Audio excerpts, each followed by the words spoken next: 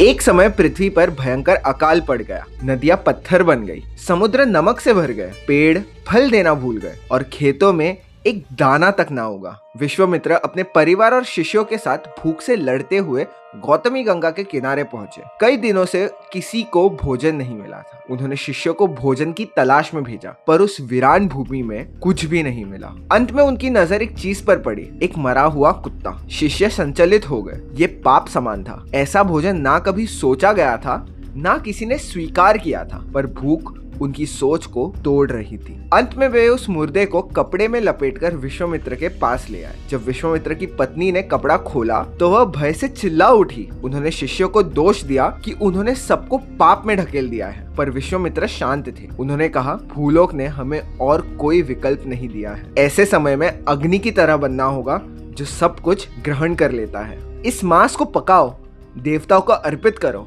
और फिर हम सब इसे ग्रहण करेंगे। यह सुनते ही इंद्र चिंतित हो गए। अगर विश्वामित्र सच में कुत्ते का मांस देवताओं को अर्पित कर देते हैं तो धर्म की मर्यादा टूट जाएगी। वह तुरंत बांस का रूप लेकर आए और मुर्दा कुत्ता उठाकर ले गए। विश्वामित्र क्रोध में श्राप देने ही वाले थे कि इंद्र फिर लौट आए और उन्होंने कहा, मैं इस मांस को अमृत में बदल दिया हूँ। इसे देवताओं को अर्पित करो और अपने परिवार को खिलाओ। विश्वामित्र मुस्कुराए। उन्होंने कहा, जब दुनिया मृत्यु से घिरी हो तब अमृत का क्या अर्थ? मैं जो कर रहा हूँ वह भी धर्म है। इसे अपात धर्म कहते हैं, संकट के समय का धर्म। जीवित रहना ही सबसे पहला नियम है। अधर्म तो यह होगा कि मैं तुम्हारा अमृत स्वीकार करूं जब तुमने पूरी पृथ्वी से जल छीन लिया है। ये सुनते ही इंद्र ने बादलों को बुलाया। गरज उठी, बिजली चमकी और वर्षा ने पृथ्वी की सूखी नसों में फिर से जल भर दिया। भूलोक ने फिर से सांस ली।